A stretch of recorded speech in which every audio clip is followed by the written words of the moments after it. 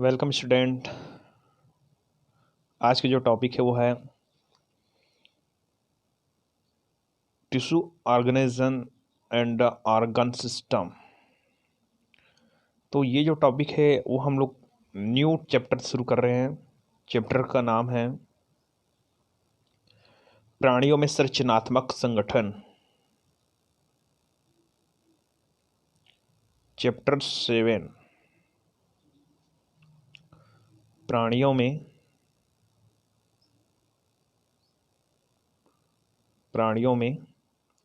संरचनात्मक संगठन। ठीक है, चैप्टर 7 11th का। और यहाँ से हम लोग शुरू करते हैं ऊतक संगठन एवं अंग तंत्र में। इसमें जो जो परिभाषा बताया जाएगा उसी को ही लिखना है, यहाँ पर ज़्यादा दिमाग यूज़ करने की आवश्यकता नहीं है। चलिए शुरू करते हैं तो फिर अपना टॉपिक।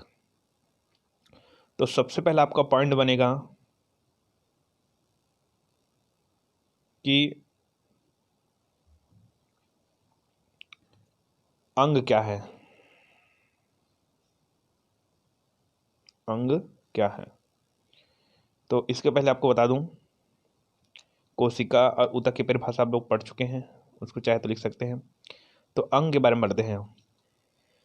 एक या एक से अधिक ऊतकों से बने, जैसे कि कोशिका होती है, कोशिका जब संयोजित होती है तब ऊतक बनती है, और ऊतक संयोजित होती है तो अंग बनती है, अंग संयोजित होती है तो अंग तंत्र बनती है, और अंग तंत्र मतलब पूरा शरीर का निर्माण करती है। तो इसी को बताया जा रहा है कि एक या एक से अधिक ऊतकों से बने शरीर के उस भाग को जो एक या कई विशिष्ट कार्य करने वाली रचना के रूप में होता है, अंग कहलाता है ना।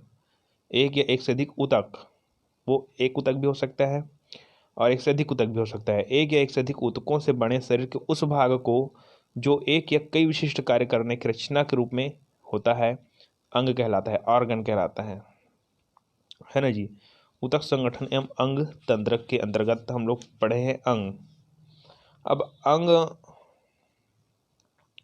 के आधार पर अंग तंत्र पढ़ते हैं। तो अंग तंत्र के आधार पर ना कहा जाए किसको बोलते हैं, देखिए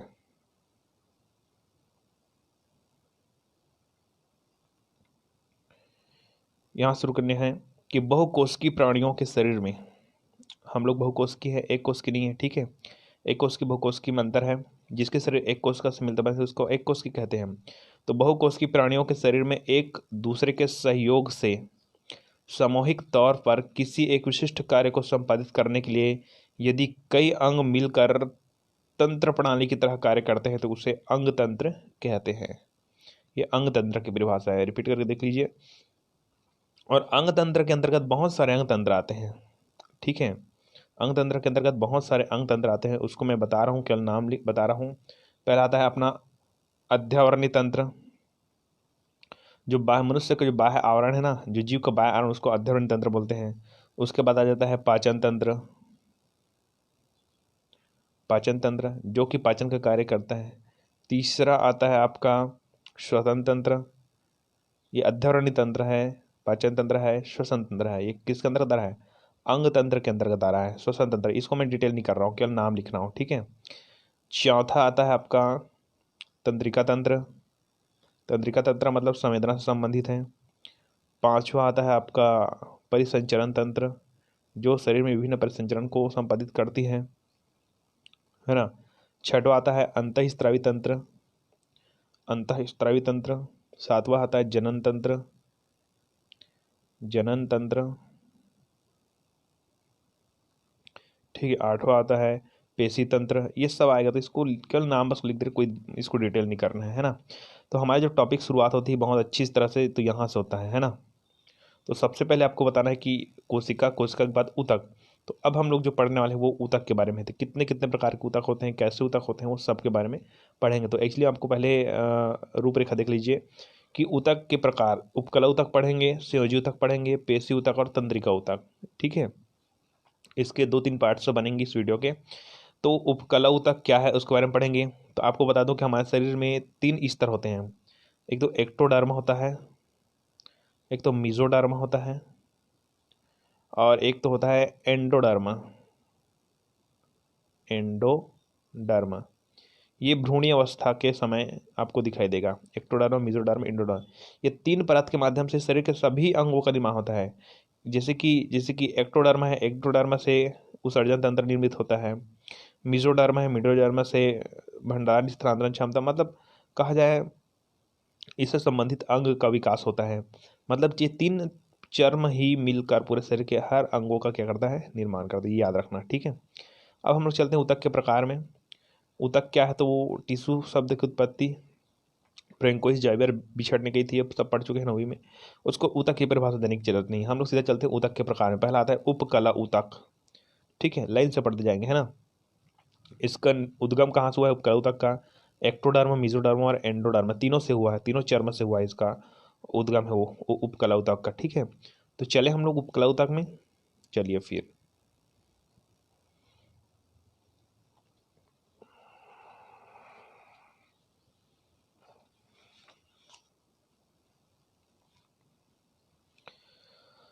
जंतुओं के शरीर के सबसे बाहरी सतह पर, ओके, यहां पर देखिए ध्यान से कि जंतुओं के शरीर के सबसे बाहरी सतह पर तथा खोखले अंगों की गुहाओं की स्वतंत्र आंतरिक भित्ति पर पाए जाने वाले ऊतक को उपकला ऊतक कहते हैं।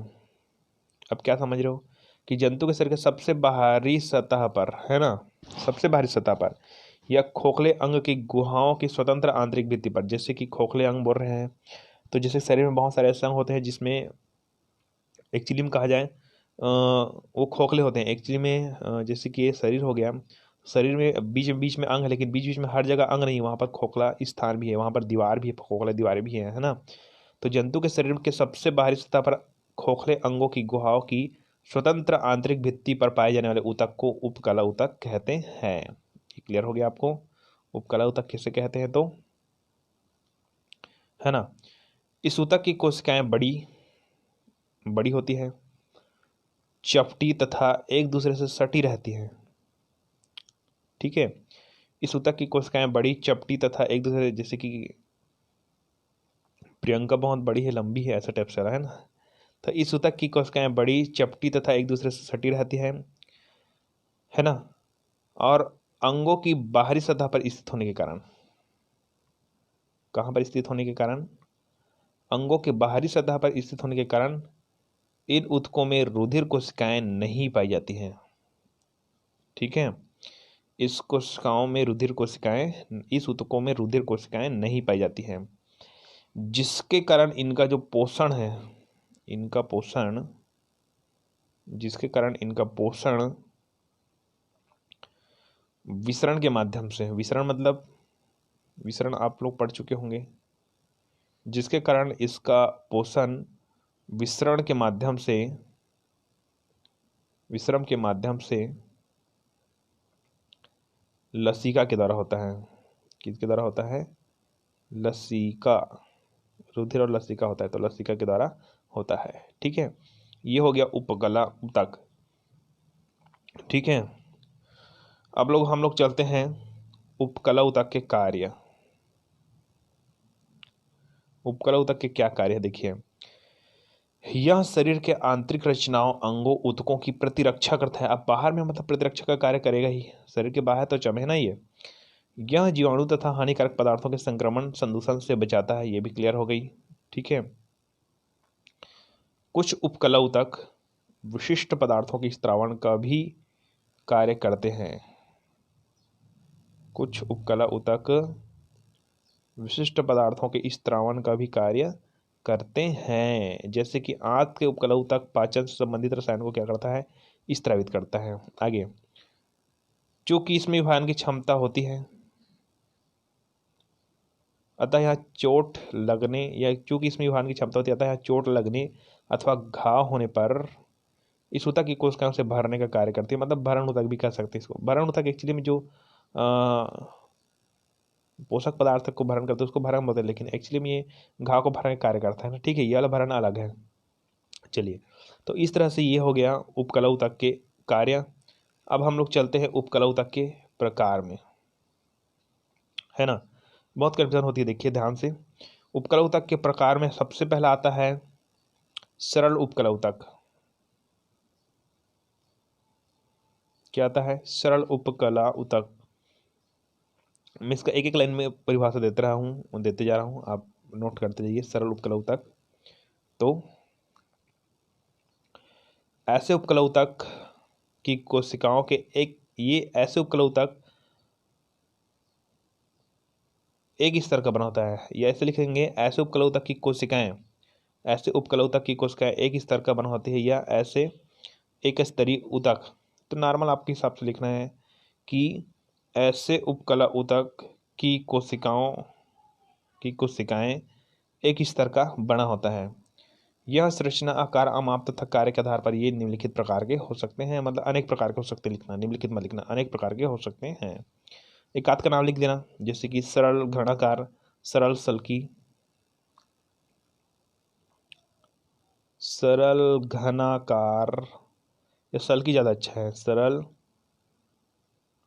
सल्की उपकला ऊतक। ये सरल उपकला ऊतक, देखिए कंफ्यूजन हो जा रहे हैं, क्योंकि सरल उपकला ऊतक को बांटे हैं ना। अभी हम लोग क्या पढ़ रहे हैं? उपकला ऊतक। उस उपकला ऊतक को 3 भागों में बांटे हैं, सरल, संयुक्त और विशेषीकृत। तो उसमें हम लोग चले सरल में। तो सरल में एक ही प्रकार के, एक ही स्तर बना होते हैं, तो सरल ऊतक उपकला ऊतक कहते हैं। अब सरल उपकला ऊतक को फिर बहुत सारे भागों में बांटते हैं, ठीक है। जैसे कि सरल सल्की में बांटते हैं, सरल घनाकार में बांटते हैं, स्तंभाकार में बांटते हैं, अलग अलग प्रकार से बांटते हैं, ठीक है। तो ये तो क्लियर हो गया। अब हम लोग चलते हैं सेकंड में, संयुक्त उपकला ऊतक, ठीक है, क्योंकि मेन हेडिंग बस को ही बता रहा हूँ मैं, है ना। तो संयुक्त या बहुस्तरीय उपकला ऊतक, देखिए कि इस प्रकार के उपकला ऊतक की विशेषता यह है कि यह कई स्तरों में व्यवस्थित कोशिकाओं की बनी होती हैं, ठीक है, कई स्तर में, उसमें केवल एक ही स्तर था।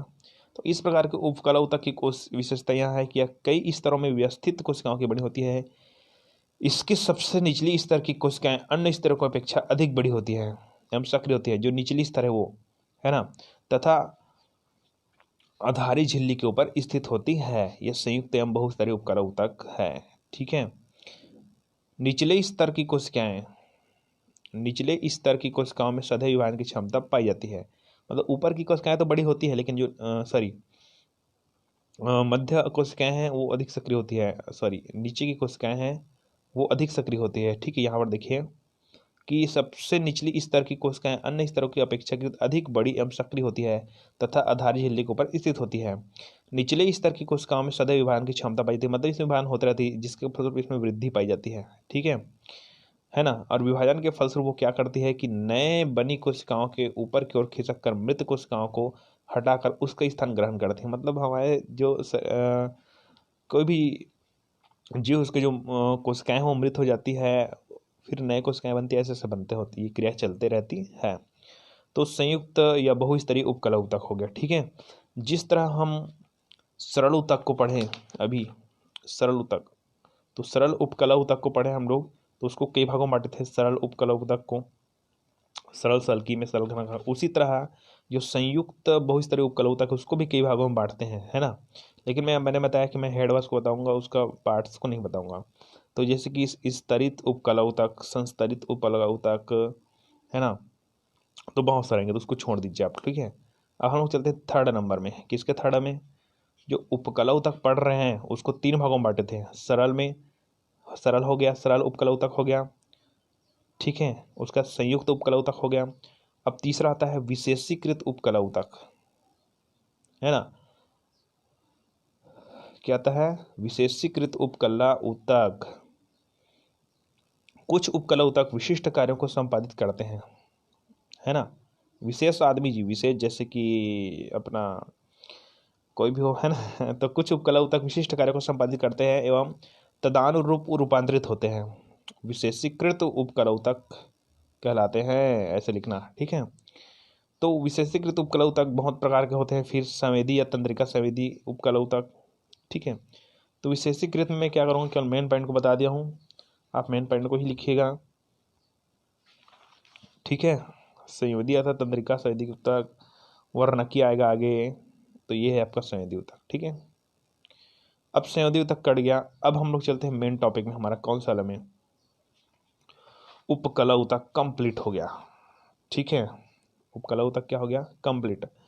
अब मैंने उपकला ऊतक को 4 भागों में बांटा था। पहला उपकला ऊतक में बांटा था, दूसरा संयोजी ऊतक। तो अभी हम लोग चलने वाले हैं किस में, संयोजी ऊतक में, संयोजी ऊतक में। ठीक है, तो चलते हैं। संयोजी ऊतक क्या है, 4 भागों में बांटे थे, तो इसका दूसरा भाग है संयोजी ऊतक। कौन सा ऊतक है, संयोजी ऊतक, है ना। तो देखिए, भ्रूणी मध्य चर्म से कंकाली पेशी ऊतक एवं अलग अलग प्रकार के अन्य ऊतक विकसित होते हैं। भ्रूणी मध्य चर्म, मैंने बहुत सारे मध्य चर्म बताया था ना। तो एक्टोडर्म जी, ये मीजोडर्म है, मध्य चर्म मतलब, है ना। तो भ्रूणी मध्य चर्म से कंकाली पेशी ऊतक एवं अलग अलग प्रकार के अन्य ऊतक विकसित होते हैं। कंकाली पेशी ऊतक को छोड़कर, ठीक है, क्या बताया जा रहा है कि भ्रूणी मध्य चर्म से कंकाली पेशी ऊतक भी विकसित होते हैं और अलग अलग प्रकार के ऊतक भी विकसित होते हैं। तो उनमें से कंकाली पेशी ऊतक को छोड़कर मध्य चर्म से विकसित होने वाले अन्य ऊतकों को संयोजी ऊतक कहते हैं। मतलब भ्रूणी मध्य चर्म से कंकाली पेशी ऊतक भी विकसित होती है और अन्य बहुत सारे ऊतक भी विकसित होते हैं, लेकिन कंकाली पेशी ऊतक को छोड़कर अन्य जितने भी प्रकार के ऊतक हैं वो सब क्या कहलाते हैं, संयोजी ऊतक कहलाते हैं। ठीक है, संयोजी ऊतक कहलाते हैं। ये तो क्लियर हो गया आपको। संयोजी ऊतक की संरचना पढ़ते हैं। तो संयोजी ऊतक की जो संरचना होती है वो नॉर्मलतः कहा जाए अधात्री वगैरह का बना होता है। इसको आप लोग मत पढ़िए, सीधा हम लोग चलते हैं संयोजी ऊतक के कार्य में। ठीक है, तो संयोजी ऊतक के क्या कार्य है भाई, देखिए 2-3 ही कार्य बता रहा हूँ, है ना।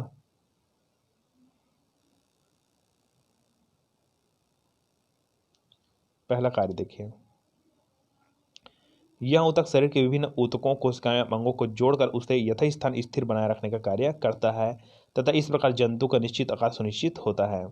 यह शरीर के आंतरिक अंगों की सुरक्षा करता है, सुरक्षा तो करेगा ही ये, है ना। यह शरीर के अंदर संवहन का कार्य करता है। इतना ही 3 पॉइंट लिखने का। ठीक है, आगे हम लोग चलते हैं संयोजी ऊतक के जस्ट आगे। संयोजी ऊतक के प्रकार देखा, फिर बहुत सारे हैं। तो संयोजी ऊतक को फिर बहुत सारे भागों में बांटेंगे हम लोग। क्या क्या भागों में बांटेंगे देखिए, सरल संयोजी ऊतक, रेशेदार संयोजी ऊतक, कंकाली ऊतक और संवहनी संयोजी ऊतक। इसमें से हम लोग सबको नहीं पढ़ेंगे।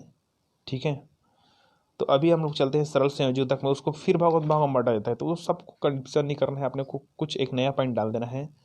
ये किसके अंतर्गत आएगा, ये आएगा आपका किसके अंतर्गत, सरल से डायरेक्टली हम लोग बोलेंगे संयोजी ऊतक के अंतर्गत आएगा ये। ठीक है, तो एक क्वेश्चन बनाना है आपको, फाइब्रोब्लास्ट कोशिकाएं क्या है। देखिए, फाइब्रोब्लास्ट कोशिकाएं, तो ये सर्वाधिक संख्या में पाई जाने वाली सबसे बड़ी चपटी शाखित तथा पतली दीवार वाली कोशिकाएं होती हैं।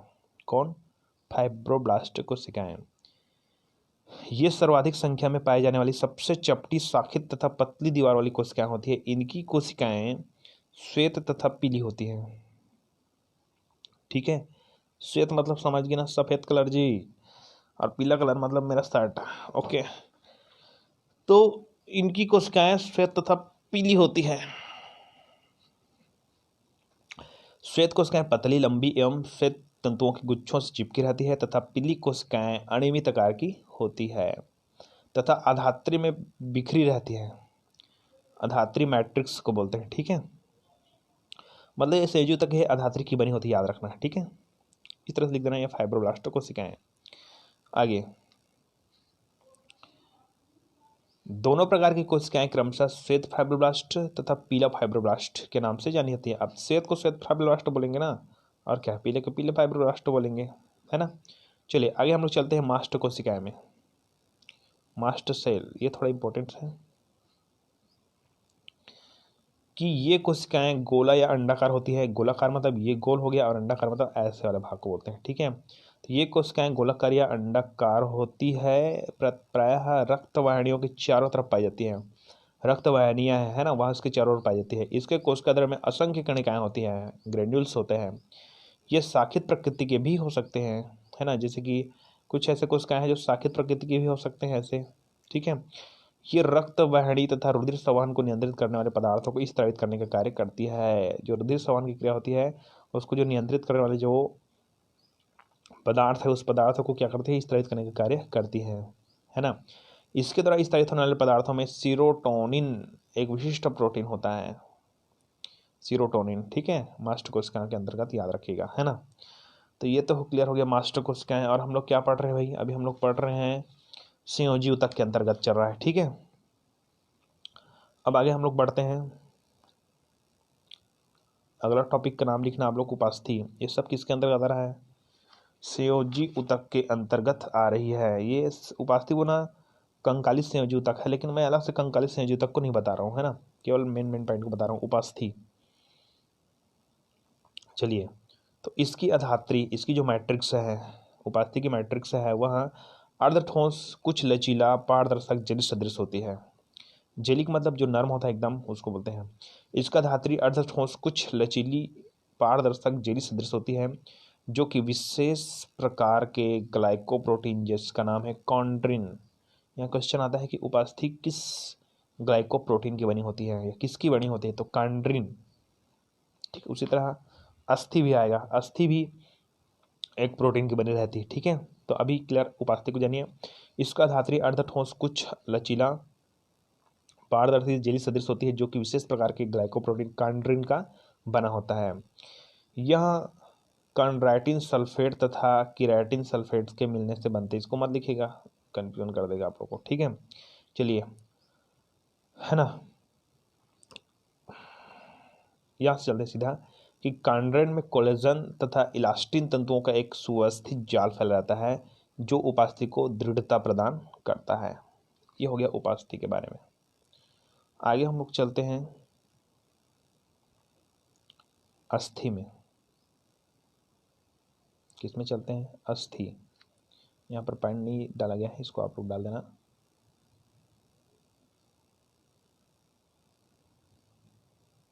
अस्थि, उपास्थि और अस्थि में बहुत अंतर है ना, ठीक है। अस्थि क्या है, देखिए शुरुआत देखिए, यह कठोर तथा ठोस तथा मजबूत प्रकृति वाले संयोजी ऊतक होती हैं। पहले इसको ये बताना है, इसको मैं लिखा नहीं, उसको आप लोग सुनिए कि अस्थि की कोशिकाएं, यहाँ शुरू करना है, ठीक है। अस्थि की कोशिकाएं अधात्री एवं तंतुओं की बनी होती है, यह है लिखा है ना, इसीलिए लिखा गया है, ठीक है। तो अस्थि में क्या लिखेंगे, अस्थि में क्या लिखेंगे कि अस्थि की कोशिकाएं अधात्री एवं तंतुओं की बनी होती है। यह कठोर, ठोस तथा मजबूत प्रकृति वाली संयोजी ऊतक होती है। कशेरुकियों के अंत कंकाल का ज्यादातर भाग अस्थि का बना होता है। अस्थि मतलब जो हड्डियां होती है उसको, है ना। कशेरुकियों का अंत कंकाल का ज्यादातर भाग अस्थि का बना होता है। इसका धात्री बहुत सघन तथा दृढ़ होता है, जो कि ओसिन तथा अनेक प्रोटीन जैसे ओसिमोम्यूकाइड, ओसिमो एल्ब्यूमोनाइड का बना होता है। तो एक्चुअली में सबसे इम्पोर्टेंट कौन है, ओसिन। अस्थि किससे बना होता है, तो ओसिन, ठीक है। अस्थि का लगभग 30% हिस्सा प्रोटीन का बना होता है। इसमें अधात्री में निलंबन कोलेजन तंतु होते हैं। ये अस्थि के बारे में इतना ही लिखना है आपको, ठीक है। ये क्या परिभाषिक शब्द वाली, इसको मैं रिपीट नहीं कर रहा हूँ, बार बार आप रिपीट करिए, बार बार सुनिए, तो आपको क्लियर हो जाएगी ये, है ना। अस्थि के बाद हम लोग चलते हैं आगे संवहनी संयोजी ऊतक, ठीक है। तो हम लोग ये पूरा संवहनी ऊतक के अंतर्गत ही पढ़ रहे हैं, सबको जितना भी पढ़ रहे हैं वो, है ना, संयोजी ऊतक के अंतर्गत जी। संयोजी ऊतक को हम लोग अभी जो जितना भी मैं टॉपिक बताया हूँ अभी पिछले में, ये 2-3 जैसे कि मास्टर कोशिका, ये सब संयोजी कोशिका के अंतर, संयोजी ऊतक के अंतर्गत आता है। तो संयोजी ऊतक बहुत भागों में बांटा गया है, उनमें से सब भाग को नहीं बता रहा हूँ, आप पुस्तक में लाइन से देखते जाइए कौन कौन से भाग हैं, तो मैं जो मेन है उसको बता रहा हूँ। संवहनी संयोजी ऊतक, है ना, कौन सा, संवहनी संयोजी ऊतक। तो देखिए, तरल अधात्री वाले विशिष्ट ऊतक जिसमें कोशिकाएं तैरने की स्थिति में बिखरी रहती है, संवहनी संयोजी ऊतक कहलाती है। मतलब इसका मतलब यह है कि तैरने की स्थिति मतलब इधर उधर फैली रहती है, बिखरी रहती है, पूरा फैली रहती है, ठीक है, उसको संवहन का कार्य करती है, ठीक है, संवहनी संयोजी ऊतक कहलाती है। तो तरल अधात्री वाले वे विशिष्ट ऊतक जिनमें कोशिकाएं तैरने की स्थिति में बिखरी रहती है, मतलब जो ऊतक है उस ऊतक में पूरे जो कोशिकाएं से फैल रहती है इधर उधर तैरने की स्थिति में, ये मान लीजिए इसको ऊतक बोलेंगे, टिश्यू बोलेंगे, तो इसके अंतर्गत जो भी कोशिकाएं होंगी वो क्या होगी, इधर उधर फैल रहेगी, बिखरी ही रहेगी, ठीक है। तो तरल अधात्री वाले वे विशिष्ट ऊतक जिसके कोशिकाएं तैरने की स्थिति में बिखरी रहती है संवहनी संयोजी ऊतक कहलाते हैं। इसके तरल अधात्री को प्लाज्मा कहते हैं। इसके तरल अधात्री को हम लोग क्या बोलते हैं, प्लाज्मा कहते हैं। प्लाज्मा के अंदर बिखरी हुई कोशिकाओं को कणिकाएं कहा जाती हैं, ठीक है। इस प्रकार की कोशिकाओं का प्लाज्मा भ्रमणशील होती है, मतलब इधर उधर घूमती है, तथा उसके साथ कोशिकाएं भी क्या करती है, भ्रमण करती है। यह ऊतक शरीर के विभिन्न अंगों के बीच संवहन का कार्य करती है, ये तो हम लोग जानते हैं। अब संवहनी ऊतक है तो संवहन करेगा ही, है ना। साथ ही साथ शरीर के तापक्रम को एक समान बनाए रखने का उत्तरदायित्व का भी निर्वहन करता है।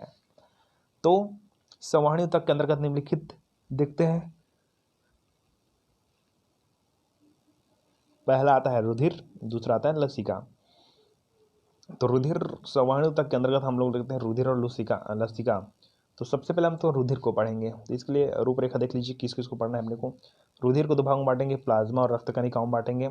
तो रक्त कणिकाओं को फिर तीन भागों में बांटेंगे, लाल रुधिर कणिकाएं, श्वेत रुधिर कणिकाएं और प्लेटलेट्स।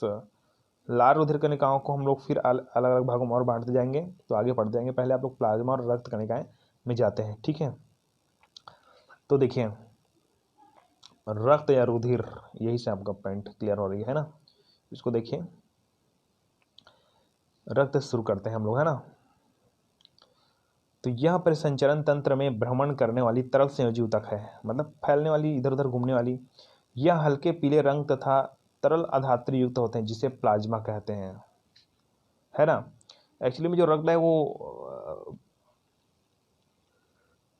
रेड दिखता है, लेकिन एक्चुअली में उसमें जो कलर होते हैं उसके जो प्लाज्मा होती है वो पीले रंग की होती है, याद रखिएगा, है ना। प्लाज्मा में रक्त के ऊतक छोटे छोटे इकाइयों के रूप में तैरते रहते हैं। जो प्लाज्मा है उस प्लाज्मा में जो रक्त है उस रक्त का जो ऊतक है वो छोटे छोटे इकाइयों के रूप में तैर रहते हैं, जिसे रक्त कणिकाएं कहते हैं, ठीक है। अर्थात रक्त है वो प्लाज्मा एवं रक्त कणिकाओं का बना होता है, ठीक है। रक्त है वो किसका किसका बना होता है, प्लाज्मा एवं रक्त कणिकाओं का क्या होता है, बना हुआ होता है, ठीक है। तो सबसे पहले हम लोग प्लाज्मा में चलते हैं।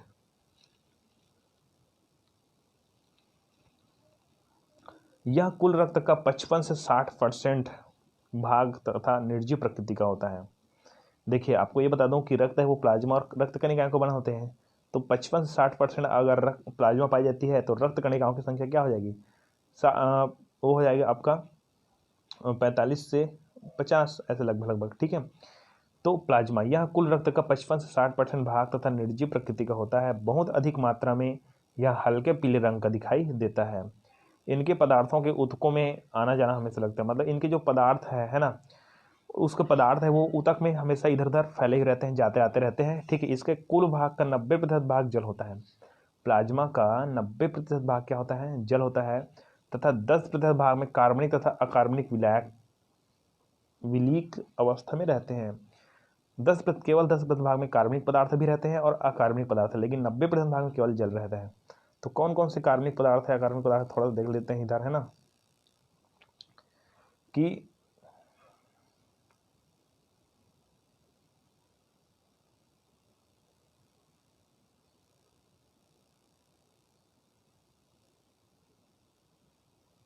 ये अकार्बनिक पदार्थ में मुख्यतः सोडियम क्लोराइड, जिसमें कार्बन नहीं होता है उसको अकार्बनिक पदार्थ कहेंगे एक्चुअली में।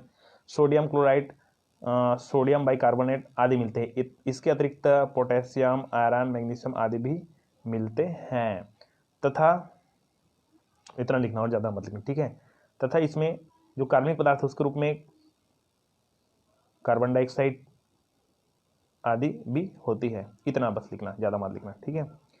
प्लाज्मा के जस्ट बाद हम लोग चलते हैं प्लाज्मा के घटक में।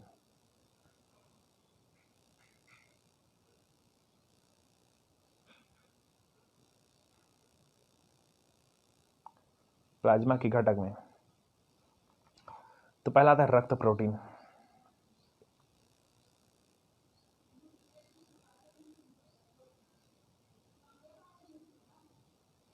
यह रक्त प्लाज्मा का 7% भाग होता है। यह रक्त प्लाज्मा का 7% भाग होता है। इसका निर्माण यकृत में होता है। ठीक है, ये कहाँ पर होती है? यकृत में रक्त प्रोटीन का निर्माण। यह प्लाज्मा में कोलैड्स के रूप में पाया जाता है। कोलैड आप लोग जानते हैं, विलियन और कोलैड घुले हुए नहीं होते तब भी घुले पड़ते होते, इसको कोलैड बोलते हैं। यह रक्त प्लाज्मा का 7% भाग होता है। इसका निर्माण यकृत में होता है ना, तथा प्लाज्मा में कोलाइड्स के रूप में पाए जाते हैं। रुधिर प्लाज्मा में एल्ब्यूमिन, ग्लोब्यूलिन, प्रोथ्राम्बिन, फाइब्रोजन आदि प्रमुखता से मिलते हैं रक्त प्रोटीन में। ठीक है, दूसरा वो पचे हुए पदार्थ के रूप में किसके बारे में पढ़ रहे हैं हम लोग? प्लाज्मा। इसको आप लोग केवल पॉइंट बस लिख दीजिए। ठीक है, तीसरा उत्सर्जी पदार्थ के रूप में, तो रक्त प्लाज्मा में अमोनिया, यूरिक अम्ल, यूरिया आदि हानिकारक उत्सर्जी पदार्थ भी विलित अवस्था में उपस्थित होते हैं। किसमें? प्लाज्मा में। तीसरा उत्सर्जी पदार्थ क्लियर हो गया। चौथा आता है हार्मोन्स। तो इस प्लाज्मा में हार्मोन्स ही पाया जाता है। अंतःस्त्रावी ग्रंथियों द्वारा स्तरित होने वाले रक्त प्रवाह के कारण रुधिर प्लाज्मा में घुलकर शरीर के विभिन्न वांछित अंगों तक पहुंचाया जाता है। ये नॉर्मल है, आपको ज़्यादा लिखने की जरूरत नहीं है। इसको लिख दीजिएगा। एंटीजन, एंटीबॉडी, एंटीटॉक्सिन तथा अन्य पदार्थ ये भी पाए जाते हैं किसमें? प्लाज्मा में। ठीक है, अब आगे चलते हैं प्लाज्मा के कार्य। 2 कार्य लिख लिए, ज़्यादा कार्य लिखने की जरूरत नहीं है ना। तो यह शरीर के विभिन्न भागों में CO2 को एकत्रित करके उच्च वासन हेतु श्वसन सतहों तथा O2 को श्वसन सतहों में विभिन्न सतहों तक पहुंचाता है। मतलब प्लाज्मा O2 और CO2 के समान में सहायक, ऐसा बोल देंगे। ठीक है, यह समस्त शरीर में हार्मोन्स, विटामिन, प्रतिरक्षियों, एंटीबॉडी बोलते हैं उसको, प्रतिविषों, एंटीटॉक्सिन को वितरित करने का कार्य करता है तथा उसकी उपस्थिति बनाए रखता है। कौन है? प्लाज्मा। ठीक है, यह शरीर में पानी की मात्रा को समन्वित करता है। यह परिसंचरण के फलस्वरूप शरीर के ताप को नियंत्रित करता है। ये सब क्या है? प्लाज्मा के कार्य हैं। ठीक है, आगे आता है रक्त कणिकाएं। क्या आती है?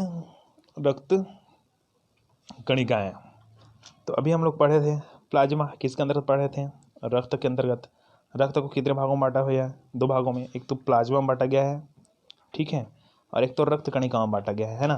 तो प्लाज्मा हम लोग पढ़ चुके हैं, प्लाज्मा का कार्य भी देख चुके हैं, और ये सब कहाँ पर है? संवहनी संयोजूतक के। और संवहनी संयोजूतक किसका भाग है? संयोजूतक का। तो रक्त में प्लाज्मा पढ़ लिए, अब हम पढ़ते हैं रक्त कणिकाएं। तो देखिए, रुधिर का 40 से 45% भाग रक्त कणिकाओं का बना होता है। आधारभूत दृष्टि से सभी कुछ प्राणियों के रक्त में समानता होती है। साहू लोगों में समानता होती, बता दें, है ना। तो रुधिर का 40 से 45% भाग रक्त कणिकाओं का बना होता है। आधारभूत दृष्टि से सभी प्राणियों के रक्त में समानता होती है। ओके, लाल होता है ना, किसी का पीला विला नहीं होता है।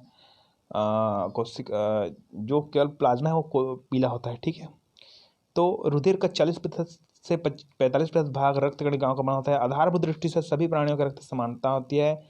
जिस तरह प्रत्येक जाति के बीच कुछ न कुछ विविधता होती है, उसी प्रकार सभी जीवों के रुधिर कणिकाओं के लक्षण में भी कुछ थोड़ी बहुत विभिन्नता देखने को मिलती है। रक्त कणिकाएं 3 प्रकार की होती है लगभग, है ना। देखते हैं क्या क्या। पहला, लाल रक्त कणिकाएं। कौन सी कणिकाएं? लाल रक्त कणिकाएं। ये हल्के लाल रंग की गोल या अंडाकार रुधिर कणिकाएं होती हैं। ये लाल रंग की गोल या अंडाकार रुधिर कणिकाएं होती हैं। ये ग्लोबिन नामक प्रोटीन तथा हेमी अर्थात लौह युक्त के संयुग्मन से बने यौगिकीय पदार्थ की बनी होती है। इसी के कारण इसका रंग लाल होता है। मतलब ग्लोबिन की उपस्थिति के कारण, है ना, अर्थात हेमी और लौह तत्व की उपस्थिति के कारण ये लाल रंग की दिखाई देती है ना। स्तनी वर्ग को छोड़कर सभी कोशिकाओं में लाल रुधिर कण में केंद्रक पाया जाता है। स्तनी वर्ग को छोड़कर सभी कशेरुकियों के लाल रक्त कणिकाओं कण में केंद्रक पाया जाता है। स्तनी वर्ग मनुष्य भी आता है। ठीक है, ये हो गया पहला, लाल रुधिर कणिकाएं। दूसरा, ये देखिए सब दिख रहा है आपको, ये सब लाल रुधिर कणिकाएं हैं। ठीक है, गोलाकार है, ये अंडाकार भी है। उसके बाद चलते हैं हम लोग श्वेत रुधिर कणिकाएं में, है ना जी। तो श्वेत रुधिर कणिकाएं के पहले एक बीमारी के बारे में पढ़ रहे थे, इसे नॉर्मल बीमारी नहीं कह सकते इसको, एक एलर्जी है। तो एलर्जी क्या है, क्वेश्चन बनता है, यदि किसी ऐसे प्रतिजन जिसके शरीर में उत्तर प्रतिरक्षा निर्मित हो जाती है, प्रतिजन मतलब एंटीजन, जो एंटीजन क्या करता है वो रोग उत्पन्न करता है। एंटीबॉडी और एंटीजन में फर्क है ना, एंटीबॉडी है वो रोग को नष्ट करता है और एंटीजन है वो रोग उत्पन्न करता है ना।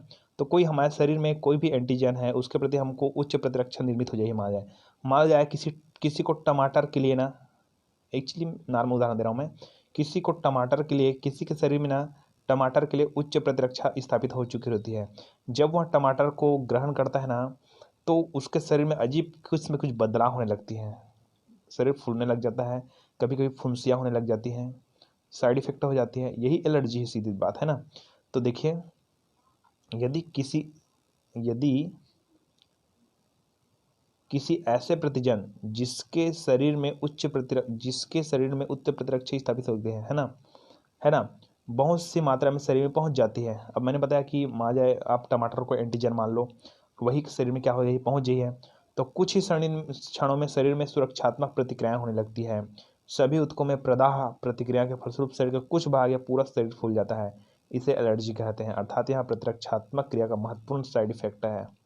ठीक है, मतलब प्रतिरक्षा हो गया, मतलब आपको समझ जाना है कि इस चीज़ से मुझे क्या है, एलर्जी है। ठीक है, आगे हम चलते हैं सेकंड में, श्वेत रक्त कोशिकाएं। अभी लाल रक्त कोशिकाएं पढ़ें क्या। तो श्वेत रक्त कोशिकाएं अमाप में लाल रक्त कोशिकाओं से बड़ी होती है। ये अनियमित आकार की तथा अमीबी प्रकृति होती है। अमीबी प्रकृति मतलब क्या होता है कि इसका आकार इधर उधर बदलते रहता है। अमीबा पढ़े हैं हम लोग, आकार बदलता रहता है ना, तो इसकी आकार अर्थात इसकी अनियमित आकार की अर्थात अमीबी प्रकृति की वाली तथा कम संख्या में रक्त में पाई जाती है। ये रंगहीन होती है क्योंकि इसमें हीमोग्लोबिन या उसकी तरह से किसी भी अन्य वर्ण का क्या होता है, अभाव होता है। ये है श्वेत रक्त कणिकाएं। ठीक है, अब श्वेत रक्त कणिकाओं को विभिन्न भागों में बांटा गया है भाई, है ना। तो क्या क्या भागों में बांटा गया है देखिए, कणिकामय श्वेत रक्त कणिकाएं। ठीक है, कणिकामय श्वेत रक्त कणिकाएं।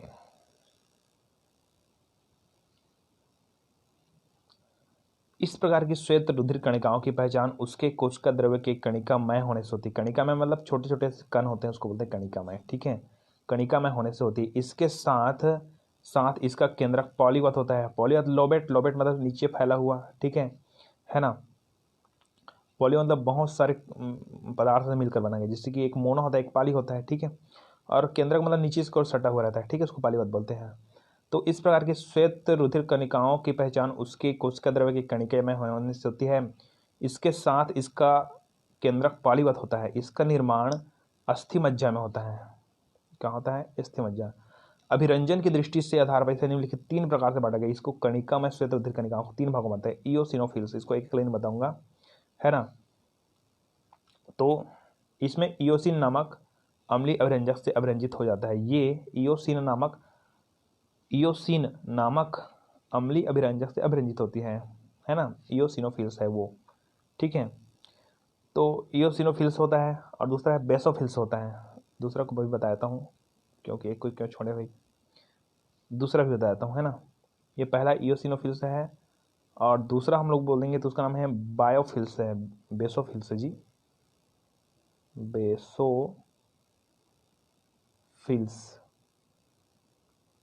ठीक है, इओसिनोफिल्स क्या बोले, ये इओसिन नामक अम्लीय अभिरंजक हैं, तो उसको क्या लेंगे, ये मिथाइलिन ब्लू जैसे क्षारीय अभिरंजक से अभिरंजित होते हैं।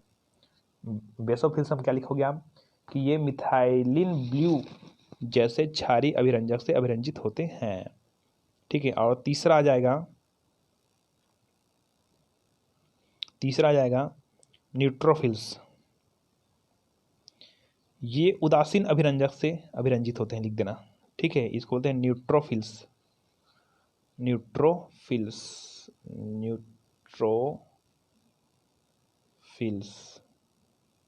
ठीक है, तो ये हो गया कणिकामय श्वेत रुधिर कणिकाओं के प्रकार। उसका आता है कण रहित श्वेत रुधिर कणिकाएं। तो मोनोसाइट्स, लिम्फोसाइट्स, बहुत सारे आउटसाइट्स आएंगे, तो उसको छोड़िए। हम चलते हैं श्वेत कोशिका अल्पता। यदि श्वेत रक्त कोशिकाएं की अल्प मात्रा हो जाए तो क्या हो सकता है। तो रक्त में श्वेत कोशिकाओं की न्यूनता को, अर्थात उस स्थिति को जिसमें रक्त के अंदर WBCS की संख्या 5000 प्रति घन मिलीमीटर से कम को श्वेत कोशिका अल्पता कहते हैं। मतलब हमारे शरीर में यदि श्वेत WBCS मतलब श्वेत रक्त कोशिकाएं, ठीक है, तो श्वेत रक्त कोशिकाएं हैं वो 5000 प्रति घन मिलीमीटर से कम हो जाए तो उसे बोलेंगे श्वेत कोशिका रक्त, मतलब श्वेत रक्त कोशिकाओं की कमी। यह न्यूनतम सदैव ही कणिका कोशिकाओं में होती है, ठीक है। इसे कणिका कोशिका अल्पता कहते हैं। इसके कारण निम्नलिखित विकार उत्पन्न होते हैं, जैसे कि श्वेत रक्त कणिकाओं की मात्रा कम होती है तो क्या क्या हो सकते हैं, है ना, संक्रमण, टाइफाइड, इन्फ्लुएंजा, खसरा, अस्थिमज्जा अल्पता, बहुत सारे हो सकते हैं दोस्त, ठीक है। श्वेत कोशिका अल्पता दो प्रकार हैं, माइलाइड और लिम्फैटिक। ये न्यूट्रोफिल, इयोसिनोफिल्स, बेसोफिल कोशिका घटती है इसमें, माइलाइट्स में, है ना, और लिम्फैटिक में लिम्फोसाइट अधिक घटती है। अगर हम चलते हैं श्वेत कोशिका बहुलता, अब देखिए श्वेत कोशिका की अल्पता भी हो सकती है और बहुलता भी हो सकती है। श्वेत कोशिकाएं शरीर के संक्रमण से रक्षा करती है। सामान्यतः रक्त में इसकी संख्या 5000 से 10,000 प्रति घन मिलीमीटर तक पाई जाती है। गर्भाशय प्रसव के बाद यह संख्या कुछ अधिक रहती है, ठीक है। श्वेत कोशिकाओं की संख्या सामान्यतः अधिक होने पर उस स्थिति को श्वेत कोशिका बहुलता कहते हैं। आपको ये भी बता देता हूँ, कम है तो भी घाटा है, ज़्यादा है तो भी घाटा है, तो करे तो क्या हम लोग मनुष्य हैं, है ना। तो देखिए आगे हम लोग चलते हैं निमोनिया में। इसके कारण किन प्रकार से विकार हो सकते हैं। निमोनिया भी हो सकता है, मस्तिष्क से अध्ययन शोध होता है, टॉन्सिल शोध होता है, टॉन्सिल आप जानते हैं। तो ये श्वेत कोशिकाओं की बहुलता के कारण होती है। अब श्वेत रक्त कोशिकाओं के कार्य आप लोग नॉर्मल पढ़ लेना, इसको कोई बड़ी बात नहीं है ना। श्वेत रक्त कोशिकाओं के कार्य में अब हम लोग चलते हैं तीसरा में, थ्रोम्बोसाइट्स या प्लेटलेट्स। अच्छा आप कहाँ किस तीसरा, तो आपको बता दूं कि जो रक्त है ना, वो दो भागों में बांटे थे। कितने भागों में, दो भागों में, प्लाज्मा में और रक्त कणिकाओं में, ठीक है। उसी तरह रक्त कणिकाओं को तीन भागों में बांटे थे। पहला लाल रुधिर कणिकाएं, दूसरा श्वेत रुधिर कणिकाएं और तीसरा थ्रोम्बोसाइट्स, ठीक। तो यह स्तनियों के रक्त में पाई जाती है, ओके। यह अकेंद्रकीय, मतलब जिसमें केंद्रक नहीं होता है, यह अकेंद्रकीय, गोला या अंडाकार या उभया वलय, इसको उभया वलय को मत लिखो, यह गोलाकार या अंडाकार होता है। यह 2 म्यू से 4 म्यू तक व्यास वाली होती है तथा अस्थि मज्जा की कोशिकाओं के टूट फूट के फलस्वरूप बनती है। जब अस्थि मज्जा की कोशिका होती है ना, अस्थि मज्जा बोन मैरो, ठीक है, तो बोन मैरो की जो कोशिकाएं हैं वो टूट फूट करती है या टूट फूट जाती है, तब इसका निर्माण होता है थ्रोम्बोसाइट्स का, ठीक है। ये अब हम लोग कल पढ़ेंगे, इसमें कुछ और लिख देना है थोड़ा से, कि यह 2 म्यू से 2 म्यू से 4 म्यू तक व्यास वाली होती है तथा अस्थि मज्जा की कोशिकाओं के टूट फूट के फलस्वरूप बनती है। 1 घन मिलीलीटर रक्त में 2.5 से 5 लाख तक थ्रोम्बोसाइट से उपस्थित होता है। जब रक्त का थक्का जमता है ना, उसके आधार पर हम लोग थ्रोम्बोसाइट को बताएंगे आगे, ठीक है। चलिए यहाँ तक लिख लीजिएगा थ्रोम्बोसाइट्स को। तो आगे के जो टॉपिक पढ़ेंगे हम लोग, रक्त का थक्का जमना, ठीक है।